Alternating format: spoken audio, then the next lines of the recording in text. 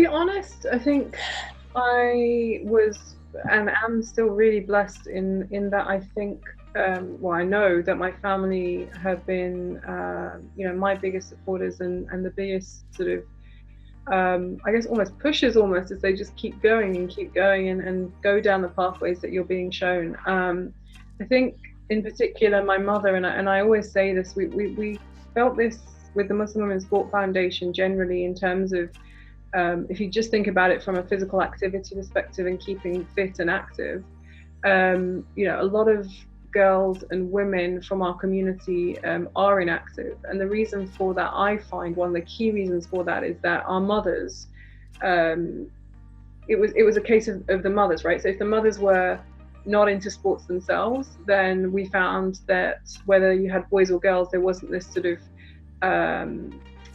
desire to get your children active. Whereas when the women and the mothers, like I say, were active or understood the importance of being physically active, then the children, whether they were boys or girls, would also be physically active and understand the importance of being active. So for me, the mothers play a huge part, not just in terms of physical activity, but absolutely every single element of children's lives. Yes, the fathers do as well, but I just think mothers do to a whole nother level.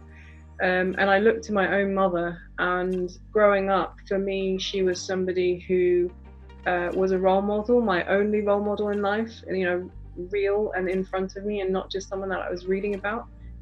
And therefore, her pushing me and saying to me, Rimla, be the best that you can be, and especially as a woman, be the best that you can be, and use all the talents that Allah's given you. She's always had this theory and this, I guess, value in life of saying, if Allah's given you the opportunities and the ability, then who am I to stop you? And it's that kind of support that I've received from across my whole family. So I would say actually the biggest challenges and barriers have been within myself rather than from other people and from the community.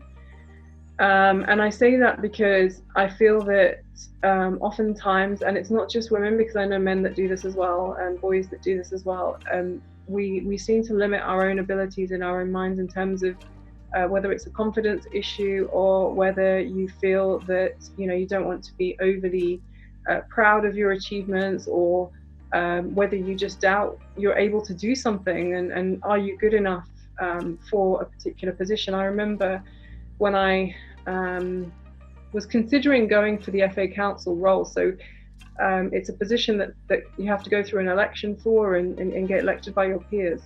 And I remember asking a friend at the FA, do you think I'm ready? Do you think I'm ready to go for this position?